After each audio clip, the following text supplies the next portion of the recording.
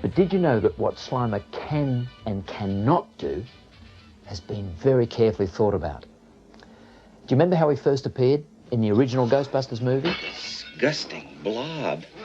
I'm gonna have to hold him myself.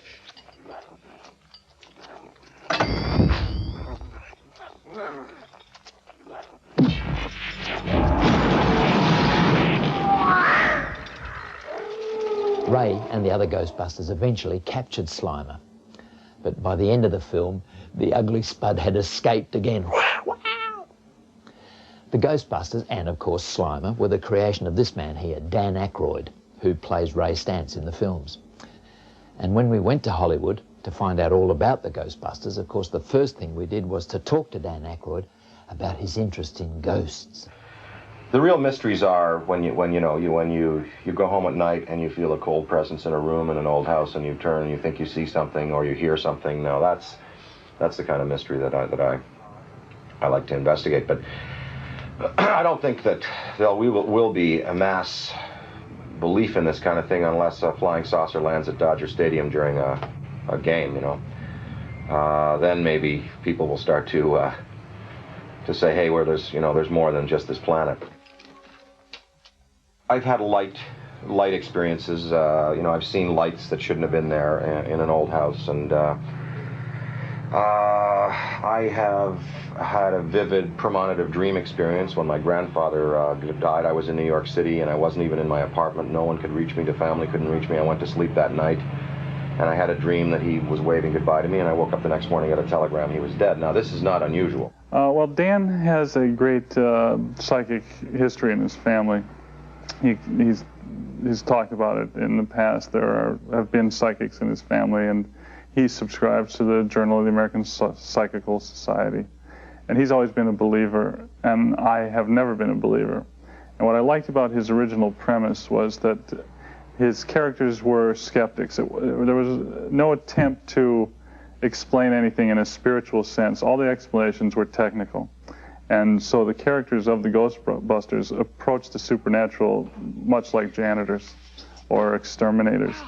And I love that, shoving the mundane right up against the supernatural and getting that edge. I think I just kind of embellished on sensibilities that every human has about psychic energy. Some are non-believers and skeptics, and we need them. And some believe. I happen to believe. Dan had three characters who were pretty much undifferentiated. They sounded like they could have been interchangeable. Maybe he read subtleties into their characters, but it wasn't apparent on the page. But knowing now who was going to play the roles, knowing that Bill would be one character and Dan another and me the third, made it a little easier. And we pretty quickly evolved different areas for each character. We decided that my character would be the brains of the Ghostbusters, Dan would be the heart, and Bill would be the mouth. The film was partially shot on location in New York and then completed here at the Burbank Studios in California. The producer, Joe Medchuk, was delighted and amazed with the impact the film had. We had faith in it. We thought it was going to be very popular. I'm not sure we ever at that point understood that we were going to create something that would have some sort of lasting effect on the culture. It's been about 6 years now, and Ghostbusters are part of the culture. I mean, they aren't as big as Santa Claus, but they're pretty close. Very soon work began on the cartoon series The Real Ghostbusters for television. The characters are not meant to look, certainly not meant to look exactly like the actors. They're meant to look like the characters, which means they have some resemblance in terms of very, very basic things of the actors. If a character wore glasses, he'll wear glasses in the cartoon show. But we've changed the color of their hair, for example. Peter Venkman doesn't look like Bill Murray. People probably think Egon Spengler looks the most like the actor, but that's partly because he's got those glasses which are characteristic. We've given him a much different haircut than Harold had in the movie, for example. Early on, when we knew there was going to be a TV series, we were shown character sketches. And I was probably most shocked of all because my character came out blonde. I'm definitely the fat one, I know that. I think I think the essence of Ray is there. The voice is not mine, and I kind of don't look like that character. I think the one that's closest is probably the guy that plays Harold. But I think they've captured all the essence of the characters. You know, Harold, the serious kind of, you know, empirical mind, and Winston, who's kind of the eyes of every man who views the Ghostbusters from outside and from inside. Kind of, you know, he came to us from the outside, was not a Ghostbuster, and was brought in, and kind of his reactions are, you know, what every man feels. And Billy, the Venkman character, is kind of the cynic and kind of, you know, the lazy one, and Ray is the enthusiastic kind of chirpy squirrel type, you know. Slimer was in the very, very first draft. He was, we called him Mr. with the Onion Head, or, yeah, the Onion Head. And basically, he always had those traits. He always was kind of sort of like a remnant of somebody who liked to enjoy life.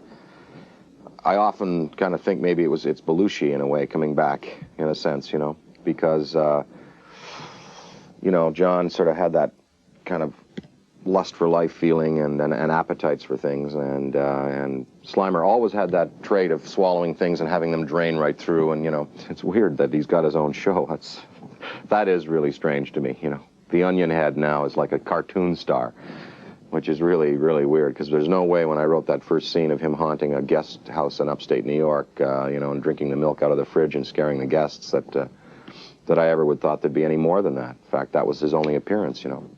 Burbank Lot is just across Hollywood Way from the animation studios of DIC, or DEEK as they call it, where the series is designed and scripted. Len Jansen and Chuck Menville are the story editors. Where do you start, Chuck? The story can begin from a writer outside who comes in with an idea that's a good idea, or sometimes we come up with ideas and we give a writer the idea and say, can you take this and elaborate on it and make it work? Then the story has to be fleshed out into what's called an outline, which can be 15, 16 pages. And all the story points are in that outline, even some lines of dialogue to indicate at different points what's going to happen. Then that has to be approved by everyone involved too. And from that point, then we go to a script. I think the idea is one of the hardest things to come up with, especially where the series has been on for 4 years. And I can't tell you how many premises we go through to get down to the 13 or whatever it is that we need for the season. Maybe 100 or more. Once we get a script in, we'll each read through it, just a quick read. And then we'll moan and groan a lot, and depending on the... And this is even with our own scripts. Yeah. Story editing is not thrilling to watch, and it's not thrilling to do. It's gripping. Yeah. you got to get some footage of us story editing. That's really puts you right on the edge of your seat. It's incredible. So Adriana, you got some stuff? Yeah. Once the script has been finalised, it's handed over to this man, animation director Will Mineo. What I do is I take all the different elements of the show, and I'm the one responsible for assembling them into a filmable package. For instance, when we get the script, the first thing we do is I get together with my art director, Pat Wong, and Pat will break down the script into lists of what props, what backgrounds, what character designs we need.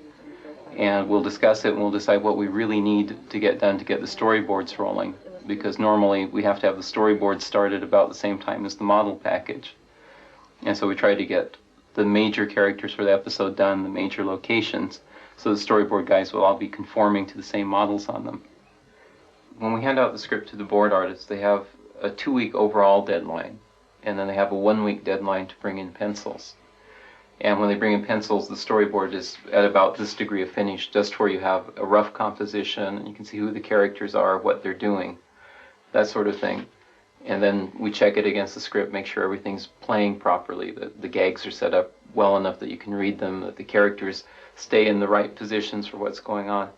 And normally I just have those roughs for about half a day, and I check them, and if there's anything I want changed, I'll stick a little post-it on it and go, well, like, this shot would be better as a close-up, for instance.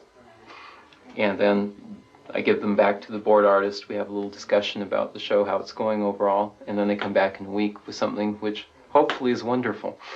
We have storyboard cleanup artists who help me do changes on the storyboards. We have character designers who are designing characters for future episodes. And we have people who are designing background keys, which are line art black and white drawings of what the locations will look like, and we have our color key artists that take all the black and white art and convert it to color. Dozens of talented artists prepare the storyboards, backgrounds, and character designs. Line 1, take 2. Meanwhile, the dialogue for each real Ghostbusters episode is recorded in a nearby sound studio. If we can trap and contain the Ghostmaster, the force field will vanish. That's a big if, Egon. According to Who's Who in the spirit world, the Ghostmaster rates as a class 11. 11? Right. Even if we could use our traps and throwers, we can never hold him. Hey, Egon! Hide! Oh, hide! The Ghostmaster's coming! You find that most guys who do voices in the cartoons can do many impressions of people and sounds and all that, but other cartoon characters I do Baby Kermit on the Muppet Babies. And Skeeter, don't forget Skeeter. Now, she's a little girl, and he never mentions her because he's a male chauvinist frog. Yeah, I guess I am a male chauvinist frog. It should just be keep turning the lights off, no on. Yeah, and he should be tired when he comes down the steps, so he should be. Uh-oh,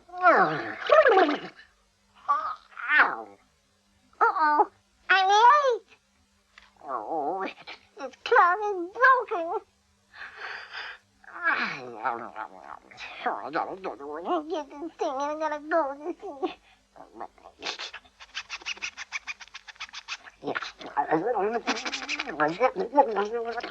Huh? Oh, rats. Yeah. I spend most of my time doing voiceovers. It's fun, it's fast, and it's furious. And another great thing that voice people really enjoy is that when you're an on-camera actor, usually you get stuck with doing one role or whatever your physiognomy restricts you to. But here, like on Ghostbusters, I mean, you can come in and you can be a little dog, and you can be like one of these guys. Or you can even be a person with 12 voices. Hello, how are you? I have 12 voices. Now, on camera, you can't quite get away with that, So this is, for an actor, it's a tremendous thing to be able to play bad guys, good guys, and all in the same show. Fascinating. I'd love to be doing it myself. Back to the story. Once the dialogue has been recorded, edited and timed, the sound tapes, storyboards, backgrounds and character designs are sent out to animation studios in Japan. At the start of each filming session, the director, Will Mineo, flies from Los Angeles to Tokyo to discuss the style and the organisation of the series with the Japanese team responsible for making and shooting the animation cells. In terms of production facilities, the Japanese, I think, are the best in the world in terms of doing special effects. And in an odd way, over the last few years, they've wound up being closer to doing European and American-style character animation than the other available subcontracting countries. In the case of KKC&D, the studio that we're using this season, they were the studio that did the first 2 seasons of the Ghostbusters TV show, and they did the syndication episodes of Ghostbusters. And so they're the most experienced studio in the world in handling these characters, and so there's no reason not to go back to them. They've already succeeded with them. A lot of what happens between the Japanese director and me is that we've had to establish a working relationship, because a lot of what happens in the program is based on our mutual trust and respect in each other's abilities. Because for him to do his job, I have to allow him a certain amount of leeway. For instance, when he's going over the show, if he sees something just doesn't work in the context of actually filming it, and he'd be much more aware of the minutiae of the show than I am, then I need to have somebody I can trust enough to give the freedom to make those changes with very little discussion. Maybe the biggest problem is the difference of hours between Tokyo and Los Angeles. ですからこちらが仕事始まるときはもうロサンゼルスの仕事が終わる時間だ。What we mean is that when here it is in the morning we start working, it's already in the evening in Los Angeles, and it's time that people go home. Most of the producer or director in animation business don't speak English. もちろん向こうの方も日本語は話せません。And of course that the American people, there are not many people who speak Japanese, or almost not at all. ですから一つのシリーズ、例えばゴーストバスターズに今年例えば今関わり合うとしたらやっぱし200人から300人ぐらいやっぱし関わり合うんじゃないですかと日本ですと。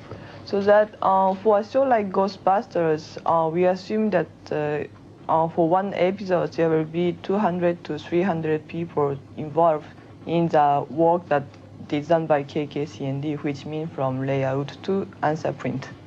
After we ship the shows from Los Angeles, what happens in a studio like this is the storyboard scenes and our direction are finessed, where the action is more refined. The exposure sheets, where the action is broken down into frame-by-frame actions. And what's going on around us is these gentlemen are bearing the brunt of the production process, where they're the ones that are actually making the characters' arms move, their mouths move, or in the case of one poor unfortunate guy here, taking the Ecto-1 car and having it come into a stop and do a bounce, which is incredibly complicated because of the amount of line work on the vehicles. After we move on from here, we'll go and see the trace and paint department, where they take the line art that these gentlemen have done, and it's shot on clear acetate, which we call a cell. And the people there take those cells and they paint on the back of them with cartoon color, which is a type of acrylic paint. And that's where the characters begin to take form and have the real colors as you see them in TV.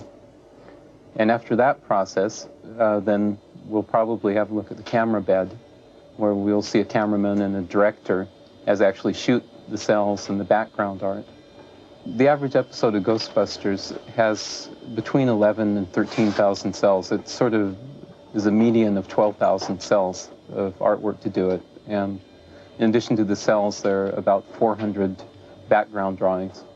We're just hoping that all of their efforts and our efforts will result in a good film that will be worthy of the Ghostbusters tradition. I think the thing that made me feel best was we sort of got the stamp of approval from psychologists and educators in America who felt that Ghostbusters was a good thing for kids to play. They found that, and this was certified and documented in a major article in the Chicago Tribune, that teachers said that they liked the kids playing Ghostbusters because it was non-competitive.